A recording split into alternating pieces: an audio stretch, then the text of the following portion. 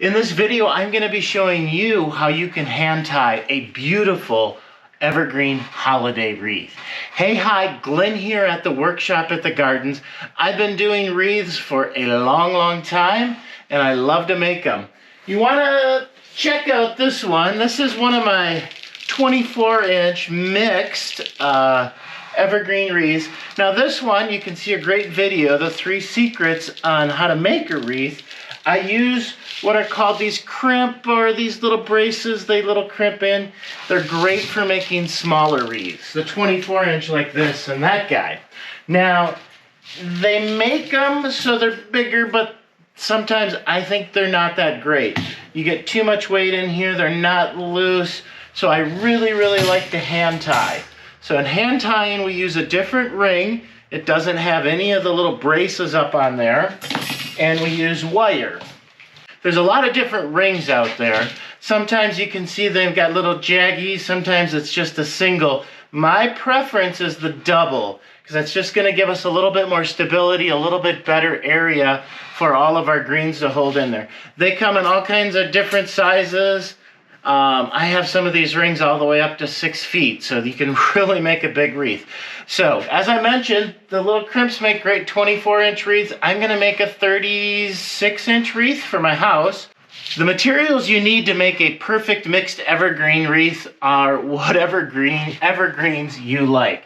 So my preference and what's readily available here in Minnesota is a fir. This is balsam fir. Love it. Couple different varieties. I shouldn't even say varieties. Sometimes you get balsam fir that's curled up a little bit, and sometimes it's a little flatter. And what I try to do is mix it in so you get that nice mix. Also going to be using a couple varieties of arbovita or cedar. This is a globe arbovita, and then I really like this Techni arbovita. It gives you a nice dark green, a different color on the backside. White pine, beautiful and soft and wavy, and a little bit of Scotch pine. And then my favorite accent of all is Western red cedar. Oh, wait a minute. It's Eastern red cedar. The woodworking life is Western. This is Eastern red cedar. And this is, I wait and pick it to the last minute. So I picked this morning, went out back and harvested. And the reason I do that is the earlier you pick it, the greener it is. The further into the winter you get, the more red it becomes and the more beautiful, and it really has a great contrast. So those are the evergreens. You can use a single variety, you can use a mix. I love to mix all my favorites. Obviously you need your ring, different sizes, and then you need what's called paddle wire. Sometimes this is referred to as florist. It's just always been here. But paddle wire is what it is. Any florist will have it, and easy to get. So just have a couple of those around. You'll go through a lot of it. Very strong, but it's not indestructible. And as we get into this, I'll start showing you how to feel how tight you want to be. The other thing that's great to have around is a good pair of snips, clippers, whatever you want to call them. I am a Felco 2 fan, my favorite.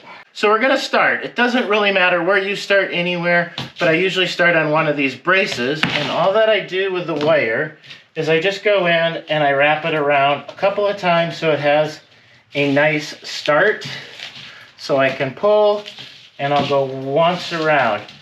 Left-handed, right hand, doesn't matter. I'm right-handed, so I'm going to be using that, going to be working around. If you're left-handed, just do it the opposite, because in the end, I don't think anybody really notices or cares which way they flow. It's all about consistency. If you caught the video, the 3 secrets to making wreaths that I did earlier, go watch it. That's a great one. Preparation, important, and bundles and consistency. So what's going to make this wreath successful is that there's consistency. So sometimes I measure, I don't. I've just been doing it long enough that I know all of my bundles are going to be about the same length. So all of my materials have been cut to the same length, roughly. And to make a bundle, I will do an inverted pyramid shape, a handful of pieces, not too much. And it doesn't have to be super heavy, but I start to get the fan, as you can see, that shape. There's my base. I'm gonna put a piece of arborvitae on the bottom. Come in with a piece of white pine. And I don't have any magic on how much or where, but what I'm gonna do is, again, consistency. Whatever you start with and you do the same. This is a nice size bundle. Not too big, not too heavy. And what I can tell from years of experience is that when I start this size, they're gonna get bigger. That happens. So I'm actually, just because of that, I'm gonna throw another one of these on the bottom. Let's talk about the bundle a little bit more. This is your most important kind of task as you do this, because every bundle, if you make it consistent and you start layering those on top of each other, that's what's going to give the wreath the consistent look throughout the whole thing. All right, so I like it, I like the weight. And what you're noticing me do here is I'm kind of keep grabbing it here and a little twist. And what I'm trying to do is tighten that up. I'll even grab it like this, sometimes hit it, and all of those things are helping this all just to lay together. Now, I'm here, so I'm gonna grab on the top side, because this is the area right here that we need to wrap. So this whole thing becomes the bundle, and now you see that nice piece that comes right across there. I've got my wire started, I'm gonna grab on top, I'm gonna place it in there. And here's where you can see there's the two rings, and I'm pretty much setting it right in the middle. I don't need to set to one side to the other side there. I'm going to set it right in the middle. Now, here's we take our wire, lift up, pull underneath. Couple things here. So it's a snug pull where we get the greens nice and snug, and as you get good with this, you can see it goes a little faster. Two things. I'm going to do it on purpose. If you're pulling, you can break your wire. Not a big deal. If you do break your wire, just go in, twist it, kind of tie it back together, twist it back together so it doesn't come undone. As such. And then if you do that, you'll want to do just a couple extra right in there to tighten it back up. So we're not over tightening. The other thing that can happen mainly with some of your pines, if you're pulling too tight, it actually will act like a piano wire, a guillotine, a little cheese knife, and snap and cut the greens, and you don't want that. So there we go. We have one attached going across. And then this is where repetition, the good side of it, and being consistent will come into play. So I'm going to get another one on there.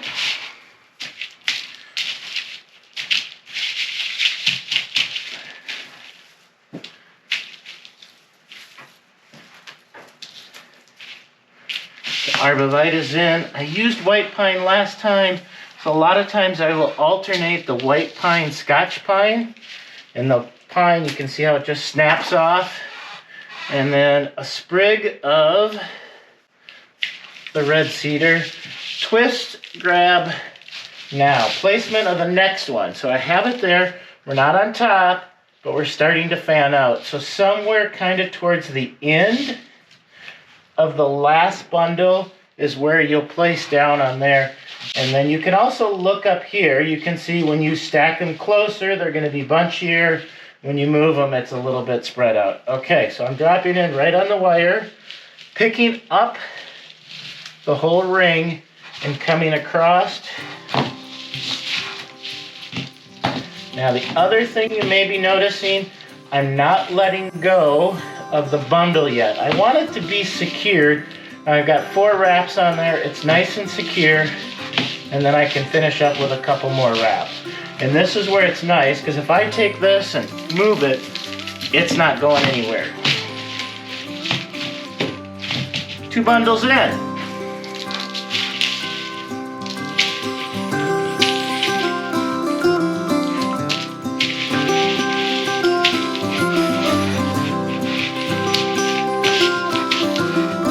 Nice piece of white pine.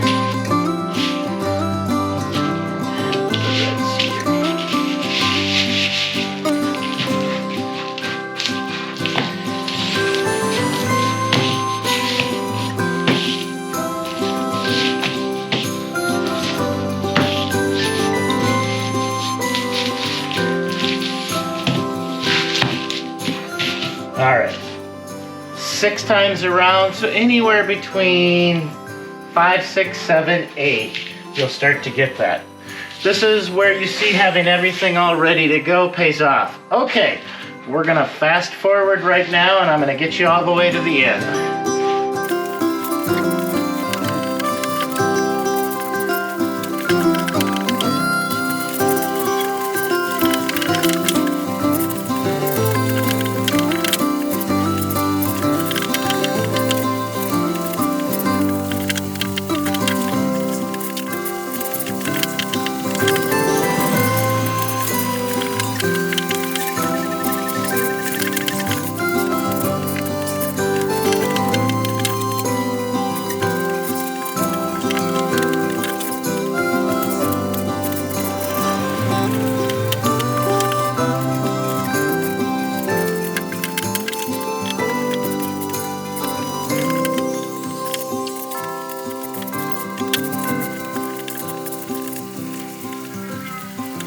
So we've made it all the way around and we're ready for our last bundle.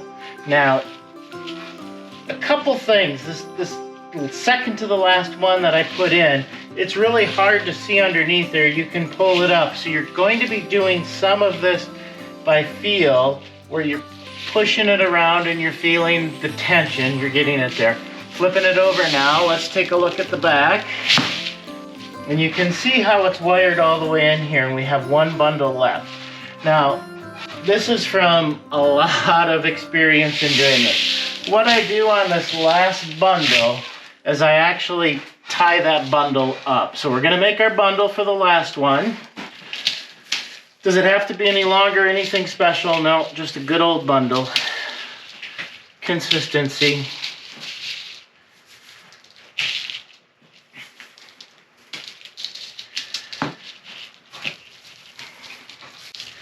And then as I say that, I am trying to pick out a few longer ones so it's there. Pull that short one out. So there's my base. And I had clipped just enough red cedar that I had to skip one, which will work just fine, that I'm not putting one in here. Piece of scotch.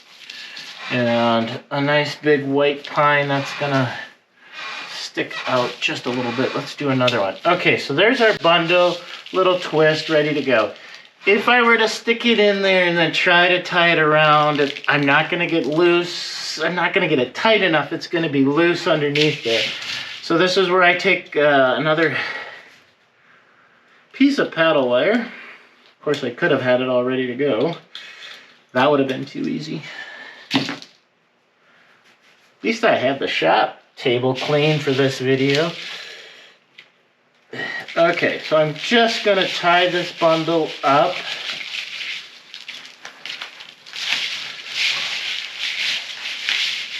Nice and tight, go around the end. You can use your Felco, the little notch in there is for cutting wire.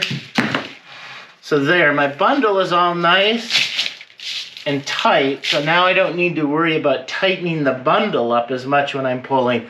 I just need to secure the bundle in there. So I'm going to lift up kind of that first one that we put down and then insert our bundle into that area and get it flat. Don't let go of that. So now I am going to reach in there and grab like before, and I'm just going to do it by feel and slide that wire around several times. Set it down, take a look. You can see it's hard to tell. Going to flip it over again. You can see it right here, but I don't need to worry about so much keeping the bundle because we tied it together. That's the big piece here. And I can just finish securing that wired up bundle into place, sliding the paddle wire around the ring.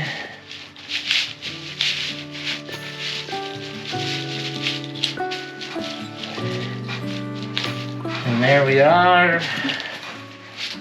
Little clip.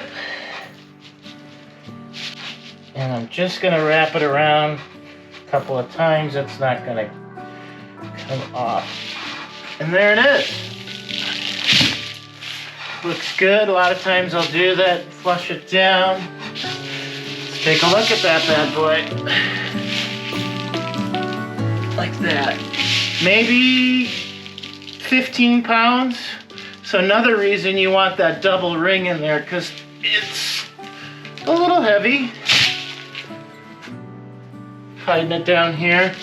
The ring itself was a 24-inch ring, 4 to 6 inches off each side. So we're looking at this is a 36-inch wreath, 15 pounds, mixed greens, but it's a beauty like that.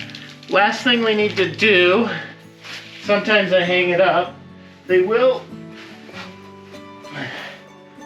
sometimes as you spin lie just right, and that feels good. So this is going to be my top right here. Just take my paddle wire, my favorite way to make a hook. When they're heavier wreaths like this, I do them a little bit longer. What is that? Maybe 2 feet. Fold it once, fold it twice.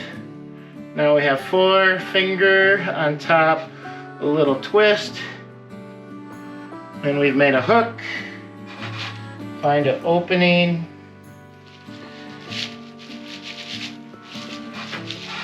Two twists. And we have a hook. And we're gonna go hang that up on the house. Hey, thanks so much for following along. Been Glenn at the workshop at the gardens. If you made a wreath, leave me a comment down below. If you have any questions about how I make these wreaths or anything, go ahead and leave a comment down below and I'll do my best to get an answer for you.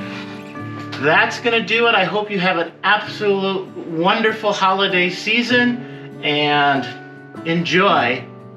And just a reminder, what you want to do is make sure you check out the 3 secrets to making evergreen wreaths. There's some good stuff in there that will help with the hand tying wreaths. And if you like grapevine wreaths, I have a really great video about making grapevine wreaths. So go ahead and check that one out as well. Bye-bye. Enjoy.